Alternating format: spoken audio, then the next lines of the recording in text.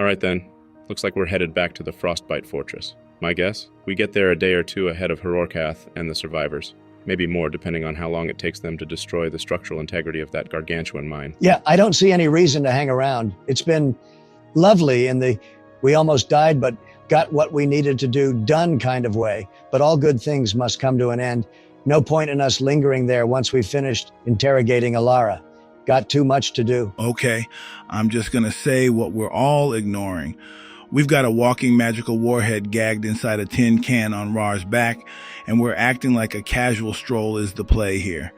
Every minute we waste, that's a minute closer to her cracking that armor open like a lobster shell, or some Imperial goons following her magical breadcrumbs straight to us. Taking our sweet-ass time is not just dumb, it's fucking suicidal. All right, fair point, Doom Prophet. But we still need to be smart about this. If she breaks out, we need a place we've prepared for that. Not the middle of a snow-covered war zone with no backup and half the party half dead. Right, so here's a compromise. Short rest. We dump all our hit dice, patch ourselves up enough that we don't die to a dirty look. Sure, we'll still be low on spell slots and juice, but at least we won't be made of paper mache. I mean, look, I'm good with whatever. Just tell me if I'm swinging, singing, or sitting. That's my rule. Let's stop pissing about and just do the long rest. She's stuck inside a steel coffin. We've got time. Tronald, get your fancy wizard tower up and we'll do it in shifts. No sleep for the witch, no slipping out when no one's watching. Yeah, okay. Still not loving it. Look, maybe I'm paranoid. Maybe I'm the only one remembering what she actually did. But we got lucky, all right? Tronald got lucky. She won't fall for that again. The second we crack that armor open, her senses come back. Sight, sound, the magic, everything. Boom. So yeah, rest. But we need to talk about how we stop her going full arcane murder tornado the second we let her out. Right, and that's fair. But think about it. After a long rest, we'll all be fresh. We're not dragging broken bodies anymore. We'll have spells, slots, reactions, especially the full casters. Not you, Kobe. Sorry. Nah, it's cool. I know I ain't much help. Anyway, she used her big guns. No 7th level, no 6th. She's down to the same toys we have. And we've got me, Alden, and Mite ready to counter anything that smells like a problem. She so much as twitches with intent, we shut her down. What's she gonna do? Punch her way out of it? Good luck. We've got a Raarh, and we're not afraid to use him. Yeah, okay. You're making sense. I just don't want to be the one saying, I told you so, while I'm being disintegrated from the inside out. Then we keep our eyes open, take the rest. And when we open that shell, we're all fucking stood there, spells ready, butts clenched, ready to throw down. Aight? And if she tries anything, I'll snap her like a wishbone, whilst you lot counterspell the shit out of her. No interrogation, just snappage. Ooh, like Green Thanos. What is it with you and saying green, followed by insert pop culture reference? 'Cause he's an adult, and he can do what the fuck he wants. Charming. You ain't seen nothing yet, sweetheart. Don't call me sweetheart, dude. It's weird. What, you afraid of a big gay green guy? So you admit it? Admit what? That I'm lighthearted and carefree? You know, that reference is like painfully dated, right? Dated? Dated? I was born in a mud hut built with war crimes. I used a mammoth tusk as a teething ring. I once headbutted a mountain because it looked at me funny. Take one look at me. Do I look like a progressive? That's a fair point. Skadrith, we're setting up camp here. That all right with you? We'll head back to the stronghold after we've rested. Just gonna tiny tower it up? Yeah, man. All right then. She looks like she was almost ready to begin trekking, but she stops suddenly, turning around to face you and responds. Yes. Make your circle, small folk. Rest your weary bones beneath the sky. I shall remain near. When your eyes open once more, we walk. The wind carries no foes tonight, but I will listen for their tread all the same. Joe, as we rest, we're doing it in shifts. 2 up at a time, making damn sure Lady Allar doesn't catch a wink. The moment she even looks like she's dreaming, she's getting a cold splash of hell no. You gather near a jagged outcropping where the snow's a little thinner, the air biting but still. As you speak the incantation, Tronald's tiny tower begins to form, etched runes flaring beneath the snow, light spiraling upward until a smooth arcane structure pulses into shape. A dome of shimmering blue, warm from within, invisible from the outside. Nearby, Skadrith, towering and weary, slumps into a drift of snow, her massive arms folding over a knee as she leans back against a cracked boulder. Her breath mists in slow, thunderous clouds, and though her eyes close, you get the sense she is still listening. Raarh! You sling the inert suit of armor, Allar trapped within, into the far corner of the tower. It lands with a dull metallic thud, propped upright, silent. No movement, no sound, just the faint echo of breath from within. You settle in. The warmth of the tower seeps into your bones. Blankets are drawn, weapons kept close, and one by one you begin to rest. Pairs take watch, rotating through the long night. So, who's taking first watch? I'll take the first slot. I want to keep my eyes on Allar personally while we're still fresh. Makes sense. I'll go with you. I've got the best read on the armor anyway, and if anything twitches, I'll know first. Cool, I'll go second. I want to get some sleep while my nerves are still fried from earlier. I'm not going to be useful after a full night of pacing. I'll take second with Mite. I'll go third then. I'll take last shift by myself. Less likely she'll do something then. But if she does, I'll break her like a stale biscuit. Fine, I'll take third with Kobe, but if Raarh's on the last shift, someone better make sure he actually stays awake. That just defeats the purpose. Yeah, now just you three go together. No point having a non-caster solo when we don't need to. 3 shifts is enough. Spread thin, but solid. Understood. The tower hums quietly as you settle in. Outside, snow drifts silently against the domed walls. Within the faint magical warmth, the air stays still, but tense. Watch begins. All right, Tronald, Saxi. First watch, one of you give me a D100. That's a 42, Joe. All right. Wind picks up a little outside, but nothing stirs. Just the quiet crunch of settling snow and the distant creak of ice shifting above. No movement, no sound. You remain alert but undisturbed. Mite, Celestia, second watch. One of you give me a D100. Yeah, boy, that's a 69. Nice. Of course it is. As the hours creep by, the sky outside begins to pulse. Not with fire, but with ribbons of silent color. Waves of turquoise, green, violet shimmer and curl across the heavens, flickering like the breath of some dreaming god.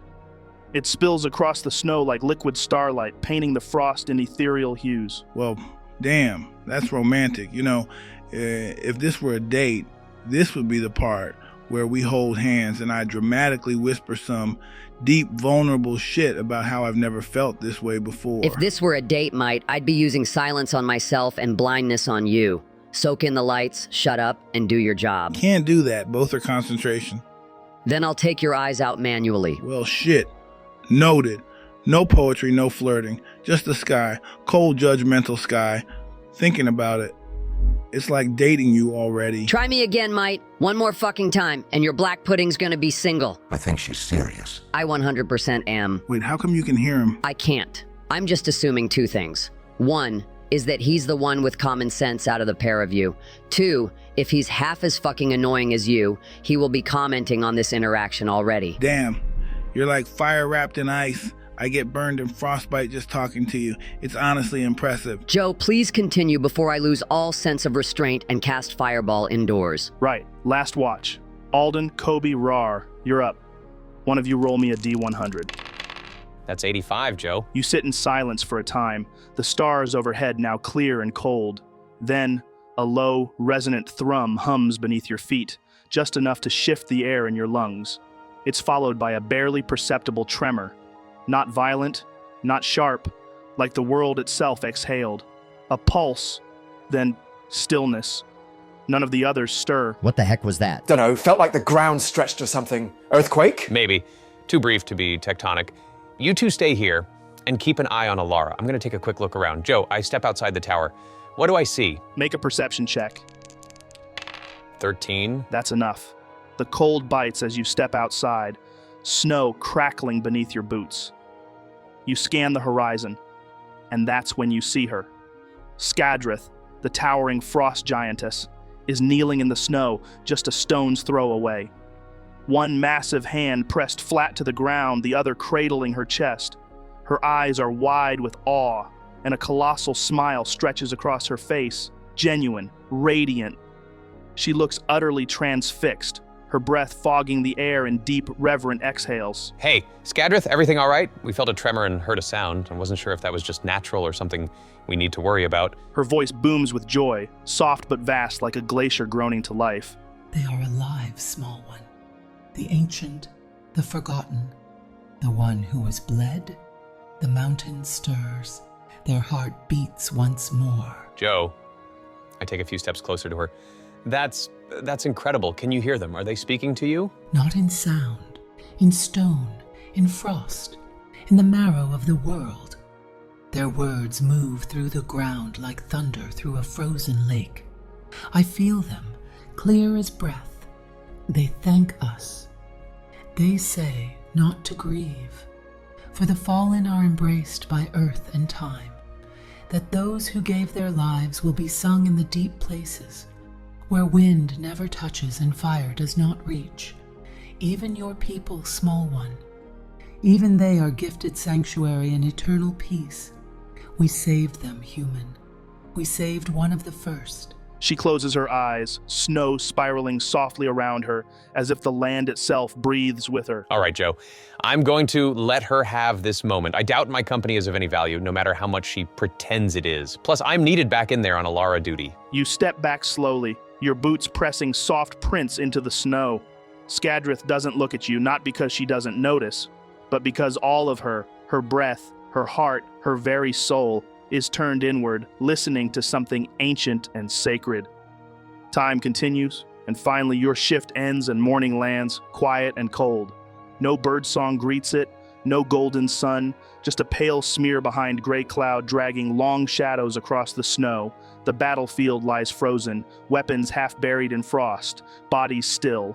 One banner snaps in the wind, torn, stiff, colorless. Ice cracks somewhere far off, a low groan rolling across the white. No trees, no chirping, just breath, just cold, just the wind biting through the aftermath. And Skadrith, still kneeling in the snow, her eyes closed. Listening, behind you the pit yawns, still littered with the dead, still silent. You can see them in the distance. The other frost giants, Hrimvoldir and his kin, still working the land. Massive figures swing hammers and fists, driving them into the black rock. Cracks ripple through the earth as they work in silence, collapsing supports, sealing off tunnels. You watch one pull down a stone archway with a chain the width of your arm, the entire structure crashing in on itself with a dull thud beneath the snow. The mines are being buried, one collapse at a time. There's no song to it, no ceremony, just duty. I slow a bit, glancing toward the giants in the distance. Can't say I'll miss the place, but watching them tear it down really is satisfying. Can't stay here all day, though. Yeah, they're not messing about. That's, what, the third tunnel collapsed in the last 5 minutes? You'd think they've done this before. Yeah, man, they ain't taking chances. They're doing what needs to be done. If we'd left it standing, the Empire would just come back. If they did, I wouldn't mind coming back too. Let's just get moving, guys. Yeah. You guys continue walking for some time. The wind whips over the frozen ridge as you crest a hill. Allara still silent, bound tight within Saxy's armor like a steel coffin, shifting with each lumbering step Raarh takes. Her presence is a pressure. Even gagged, blind, restrained, she hums with danger. You begin the descent toward the colossal maw, the frost giant's stronghold buried in the mouth of the earth. It yawns open in the distance, a black split in the earth's face. You know the path now, but somehow it feels larger this time. So, we're getting pretty close now. Reckon it's time to start discussing what we're gonna do regarding Bitchy McBitch face over there. And no, I'm not talking about you, Celestia. Charming. Anyway, Allara, she's too calm. It bothers me. She hasn't struggled once.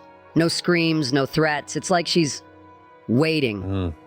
She's too intelligent for panic. So what's the move then? We get back to the stronghold. Then what? Just yank her out and hope we're quick on the draw? No, we don't improvise this one. We do it clean. Controlled environment. We strip her of that calm. We make her feel cornered, not in control. I look at the group. She tried to put me in a cage. Time to return the favor. A gust of wind cuts across the path, dragging your words behind you. Ahead, the stronghold looms closer, untouched by time or siege. Joe, I'm assuming we don't see any activity. Correct. No warriors posted, no giants patrolling the ridge. It's quiet, too quiet perhaps, but not threatening, more like a city in mourning.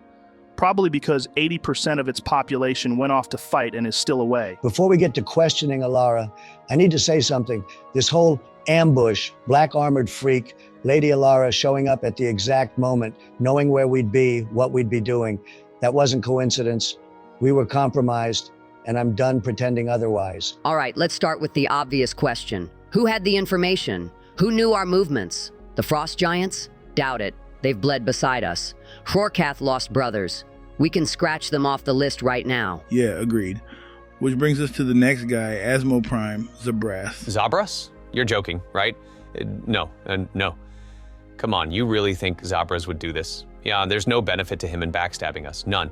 And even if there was, he'd never cross Lord Townavir. That's not politics, that's loyalty. I'm with Alden on that. I trusted him with everything, still do. All right then, that narrows the list.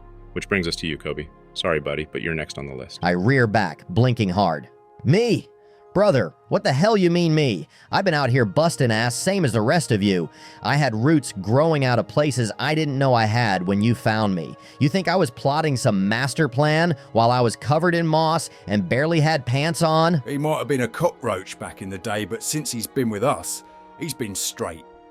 Bastard fought tooth and nail when we needed him. No love lost for the Empire, I'll say that. Yeah, and let's be real. He didn't have a way to get word out. We were locked down tighter than a banker's daughter. No gear, no spells, no communication. Maybe, but all it takes is one whispered sending, one slip.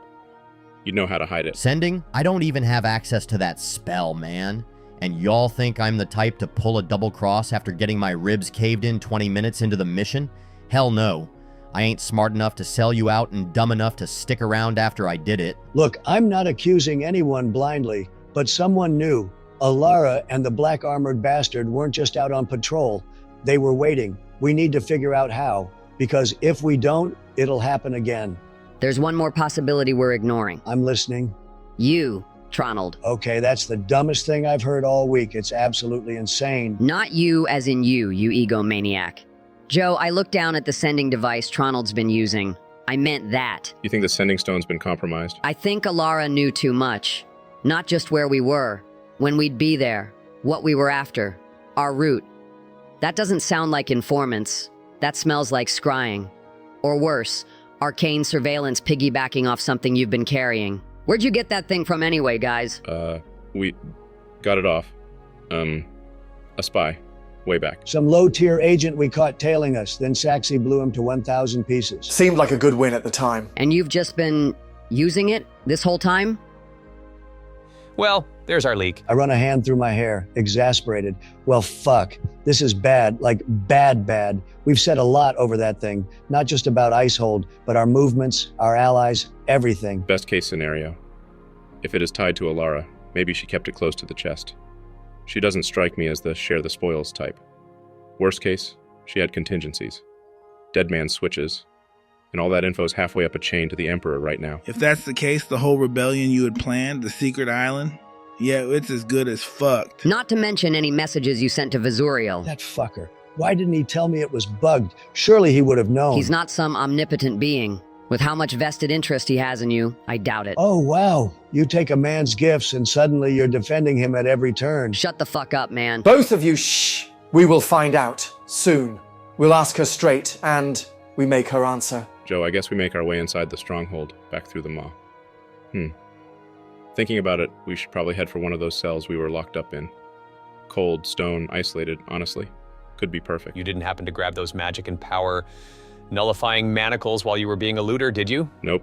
And even if I had, Celestia nuked their enchantments with Dispel magic. They're just fancy bracelets now. But honestly, it's fine. She's got no teleport, no invisibility, no dimensional jaunt. Just raw magic. And there's way too many of us for her to play cute. Well, I mean, she does have invisibility. I saw it on her spell list. But with Raarh's sword giving him true sight, that's about as useless as Kobe and the 9 hells. Oh, come on, man. All right, then. Here's the play. We get her in the cell. Raarh holds her down physically. No room for theatrics. The rest of us, casters, form a circle. We control the space. We control the tone. Cool and composed. And if she needs encouragement, magically speaking, I'm more than happy to loosen the tongue a little. You mean like torture? I was thinking more circle of truth. Torture is a bit more of Raarh's in your department. All right then, guys. So, as you're making your way back through the frozen maw, Skadrith gives you a nod. Heavy, wordless. The kind of nod that says, do what you need to do. We won't interfere. Then, she wanders off, most likely to be with her brother. You move through the wide, echoing chambers of the stronghold. No songs, no fires, just the sound of your own steps and the distant creak of ancient ice. Eventually, you reach the prison sector, where you were once locked up yourselves. Still intact, still cold, still perfect for what you need. So, you're in, you're ready. The cell's open, she's still bound. What's the plan? All right. I chuck the suit of armor into the middle of the room. Raarh. You step into the cell and chuck the hunk of darkened metal forward. It clatters against the stone floor with a brutal clang, the hollow echo bouncing off the frost-slicked walls. For fuck's sake, be careful with that, man. Nah, you don't get to tell me to be careful. You didn't haul that heavy-ass tin can on your back for 2 goddamn days. All right, enough. Spellcasters, ready yourselves. Saxy, you want to put the crystal back in? Get the armor back where it belongs? Yeah. You grip the gem, faintly pulsing with arcane energy, and press it back into the chest socket of the armor. Instantly, a low hum reverberates through the chamber. The runes etched into the metal flare to life, a cold blue light bleeding outward like veins reawakening. Then, clang! The armor hisses, unlocks, and unseals. Segments unfold and withdraw from Lady Allar like petals recoiling from a withered bloom. She collapses to her hands and knees, breath rattling in her chest. Her hair is matted, her skin pale, and her frame shudders with involuntary spasms from the cold and exhaustion.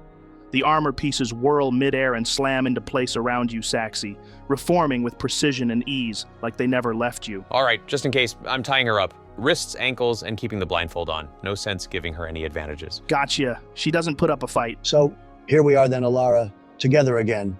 She doesn't look up at first. Still on her knees, hands bound, breath fogging in the frozen air. But her back is straight, composed. There's a tension in her shoulders, controlled, deliberate. She's not broken, not begging, just calculating. At your voice, Tronald, her head lifts slowly. The blindfold stays on, but her chin tilts ever so slightly toward the sound, and then, cold and steady. So here we are indeed. So, you were tracking us through the sending stone. Very clever. Now tell me, who else knows what we've been talking about? Why would I tell you anything? Let me guess. I tell you what you want. I die. I don't tell you. You torture me. And then I die. Same result. More steps. You don't get to win just because you want to, Lord Tanavir. You'll never get a win over me. Who? Joe, I give partial control to my symbiote. Oh, but you're wrong, little prey. Pain isn't some petty negotiation tactic. Pain is divine. Your skin, that's just the wrapper. Your mind, that's the feast. And me, I'm the fork. You want to play the long game? I'll make your nervous system beg to be shut off. I'll burn signals into your spine so sharp your own blood will scream to forget. I'll rewrite your memories with agony so deep you won't even remember your name. Only the pitch of your voice when you finally break. I don't want you dead, Allara. I want you shattered, cracked open like a songbird on stone. I want to wear your screams like a lullaby. So go ahead, don't tell us. I could use a hobby.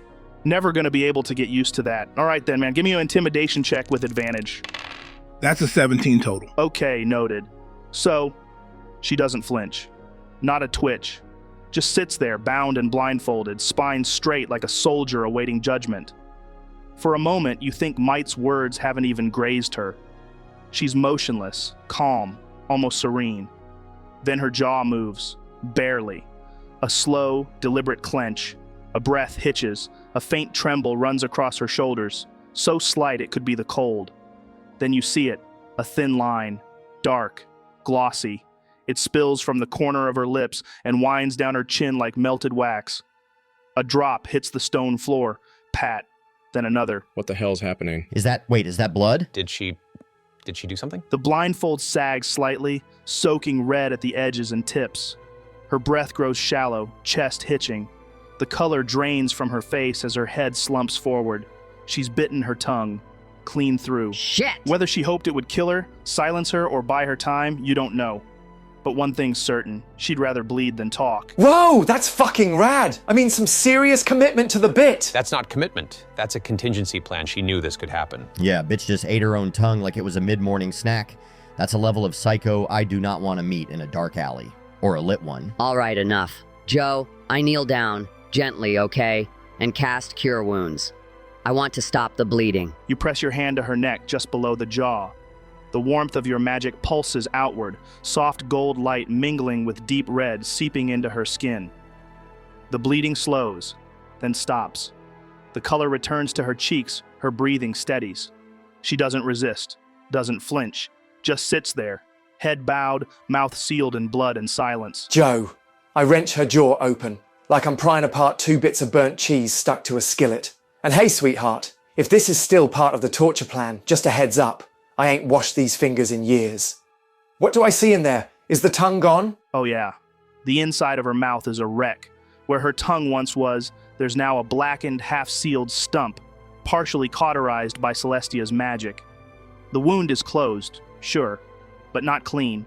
The healing knit the flesh too fast, leaving it twisted and puckered, like a tree root split down the middle. The rest of her mouth is streaked with dark blood, and her jaw trembles ever so slightly. Raarh, I'm going to need you to give me a perception check, brother. What for? Roll it, then we'll see. All right. So that's a 12, Joe. Don't trust this. Flash of genius. So with a 17, you see nothing. Anyway, tongue's gone all right. Just a stub now. Well, that's one way to shut someone up. How the hell are we supposed to get anything out of her now? It's not over. We've still got options. I could try memory harvesting, like I did with that other guy, but someone like her, she'll know how to dodge it, most likely. We can use suggestion then. Straightforward. Convince her to help us willingly. Yeah, that might work. The spell's phrasing has to be short and sweet, sure. But the action? That can be a full-on info dump if we frame it right. Something like, you will write down everything you know about our mission, your plans, your allies, everything. Sounds clean, simple. Covers our bases without giving her a loophole. And yeah, we could get her to write it down, seeing as she can't speak. It has to be phrased just right. She's not stupid. If she senses even a sliver of vagueness, she'll wriggle out of it. I say we skip the fancy spell work and bring back the fingernail removal school of diplomacy. We're not mutilating a woman who's already half dead and silenced. We do this right. One clean suggestion, job done. What are we waiting for then? Let's get a move on. As you're talking, Raarh, you feel it. A subtle sting, like your fingertips have brushed acid. Ah, the fuck? My fingerlings are tingling. What kind of tingling? Like the excited type? Always knew you liked violence, but never took you as a complete sadist. Constitution saving throw, buddy. That's an 18, Joe. Okay. Let me see that, Raarh. Hold it still. All right, here. Feast your holy, unholy eyes. I thrust my hand toward her. What do I see, Joe? Give me a medicine check. That's a 10. Ugh. Not great. You squint, lean in, tilt his hand under the light. But honestly, you're not sure what you're looking at. The skin's a little red around the nail, but it could just be grime. The tingling might be nerves, or maybe just Raarh being Raarh. Sounds about right. As for you, Raarh, your finger starts twitching on its own now. Not violently, but this strange rhythmic pulse, like it's got a mind of its own. Oi, look at that. Whoa, it's doing a little jig. Fancy that, me fingers dancing. Should get him a little hat and cane, yeah? Fuck me, he's got more rhythm than Mite. And now your tongue's feeling a bit thick in your mouth, like you've just eaten a mouthful of snow, and it's numbed your brain. Your words are starting to slur. Thoughts are getting slippery. Hung! Wait, I don't like, are we interrogating the soup? No, wait, that's not right. What the fuck's going on with my toes, lads? Celestia, my toes is ringing, like bells. Soft bells. Real soft. Smells like metal. And fuck me sideways. Is anyone else floating, or is that just me? You sway slightly where you stand, Raarh. Your pupils are dilated. That finger of yours, it's gone fully rogue. That's not normal. That's definitely not normal. Is anything about Raarh normal? That brief laugh fades, snatched from the air, because the room goes still. One by one, you all turn. The absurdity of Raarh's finger jig, replaced by something colder, something wrong. Allar isn't just kneeling anymore. She's tensing. Her entire body, locked tight like a drawn bowstring, her jaws clenched to the point her muscles look carved in marble. Veins bulge from her throat and temple, blackened and raised like they're trying to rip free from her skin. Thick blood weeps down her blindfold, soaking through in gory streaks, not tears, not from her eyes, from somewhere deeper. There's foam at the edges of her mouth now, white at first, then dark, tinged with red, then black, like oil mixed with meat. She starts to shake. not like a seizure, but as if her body is being pulled in two directions at once. Her fingernails, even though her hands are bound, claw into the stone floor, cracking at the edges, fingertips raw. Whoa, what the hell's happening? Is she choking? I'm gonna dive over there, open her mouth, and see what the hell's going on. Don't touch her! Too late. Your hand brushes her jaw, Kobe. An instinct, a reflex. But the moment your skin meets hers, the skin which made contact with her, it slowly begins to tingle. Fellas? Allar lets out a gurgling, choked sound, half snarl, half moan, and her spine arches. Her head throws back. You hear something crack in her neck. The black blood spills freely now, down her chin, across her throat. Her body is trembling, no, unraveling. Her magic is fighting itself. Holy fuck, she's melting. No. This ain't magic. This is something else. She's not bleeding. That's her fucking soul screaming. Fuck! Get Kobe back! Give me a constitution save, Kobe. That's a 16? Kobe, your fingers are twitching now, same as Raarh's. That same strange, involuntary dance. And as for you, Raarh, you feel something wet collecting along your jaw. You drag a calloused hand across your chin, blinking as it comes away slick. Thick, bubbling froth streaked faintly red. Is this drool? Guys, I'm frothing. Never done this before unless I was really into a stew or a woman. I love you lot, by the way. You're my favorite meatbags. Even Alden, that weird little fencer. Give me a constitution save, Raarh. 17. You manage to mutter that much, then your eyes roll back, knees buckling beneath you. You hit the icy stone like a felled tree. Your muscles lock up, twitch, then thrash. You're seizing hard, jaw snapping shut, body jerking like you're trying to fight your own skeleton. Fuck, Raarh, buddy, are you okay? Shit, Raarh's down. Celestia, we've got 2 of them going under now. I don't feel very good. Tronald. Fucking poison. That's not a regular fucking poison, Mite. I've seen poison. I've made poison. And this is something else. This is like the soul's trying to claw its way out of the body. But what? What could... Sexy. There's no time to be fucking deducting things. Raarh's dying. Tronald, your voice booms across the chamber, echoing off frost-slick walls, cutting through panic like a whip crack. And then Drogar rushes forward, boots skidding on stone. He sees his son twitching on the ground, froth at his lips. Raarh! Fuck!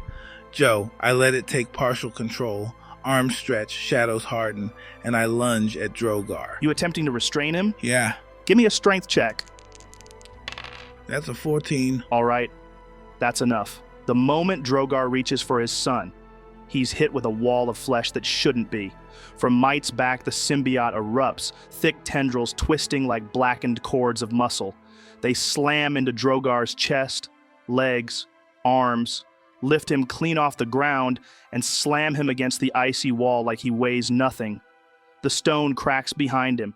The symbiote coils around his limbs, locking him in place, breathing ragged and hot right against his cheek. What are you doing, Drogar? You touch him, you die next. Drogar snarls, struggling, but the black coils tighten. You can't go near him. You want to get infected too and make this situation 100 times worse. We don't even know what this shit is yet. He doesn't respond with words, just stares, torn between fury and helplessness, all the while Raarh's still convulsing on the floor. Kobe, give me a constitution saving throw. That's a 12, Joe. Kobe, your breath catches, your body seizes, your knees buckle. And as you hit the stone floor, your hands begin to twitch, spasms, then full body convulsions. Your mouth foams, your eyes roll. And even though you only just started showing symptoms, you're catching up to Raarh fast. He's been convulsing for minutes, yet you're already seconds from the same. Shit. Kobe, no, Joe. Okay. So Raarh is further along still. Joe, I'm casting Cure Wounds on Raarh. The magic seeps into his flesh and then fizzles, snuffed out, like breath in a blizzard. What? No. Again, Joe, I cast Lesser Restoration. The light returns, stronger this time. But again, nothing. The light collapses. Fuck! I don't have Greater Restoration prepared. I didn't think I'd need it. We've never... So, unfortunately, too much time has passed. Too much has spread. And nothing you've done, no divine magic, no ancient appeal, no brilliant deduction, has slowed it. The poison has settled in. The first thing you notice is Allar. The frothing, stopped. The twitching, gone. But not because she's recovering, because her body is done. Whatever was inside her is quiet now, not from peace, but because there's nothing left to scream. And then, you hear a gasp. Shallow. Choked. Kobe. He's lying still now, his breathing faint and labored, chest rising with erratic effort. His eyes roll up to meet yours, just barely. Kobe. Dude, do you have any last words? What? No, Joe, no, you're taking the piss. There's no way this is happening. This can't be real. No. He was just cracking jokes like 10 minutes ago. What the fuck is going on? I couldn't... I don't even know what to feel. This isn't real. This isn't how we lose people. Well, Joe, I guess Kobe would be smiling. Like some dumb, half-confused smile. Like he's expecting someone to jump out and say, "It's a prank." But, yeah, I guess it's never coming. So, he looks up at everyone and says, "Well, I wanted to make things right. For all the wrongs I did. And I guess I managed that. In a weird way, anyway. I'm sorry I ever had to put you through them to begin with, guys. I'm gonna miss you. All of you." No, Kobe, stay awake, man. We can fix this. Just stay with us. There's no answer. Kobe's eyes dull. His gaze loses focus, and as the last puff of breath escapes his lips, his head rolls gently back. The foam at his mouth stops. His chest falls one last time, and never rises again. Kobe is dead. And just as the grief slams into you, Raarh. You feel cold, colder than you've ever felt before. Not from the frost around you, but from inside you. Your lungs fight for air, each breath a dagger, your vision blurs. I'm so sorry, man. Give me your last words, brother. What the fuck? How is this happening? No. I don't get it. Why is it so quiet? Why ain't any of you helping me? I can't breathe. Tronald, Saxy, best buddies. You there? We're here, brother. Just keep on talking to us. Celestia is going to figure something out. Celestia, anytime now. I can't. There's nothing. I'm scared. Please don't leave. Raarh. Raarh! And just like that, Raarh's eyes glaze over, not with peace, but with something worse. Emptiness. Like the fire in him, the chaos, the crude jokes, the rage. All of it. Gone. Snatched from the world like it never was. The ground doesn't shake. No storm cries out. Just the stillness of a room with two less souls and the echo of what you couldn't stop. And I think that's where we will continue next week, guys. This is complete bullshit, man.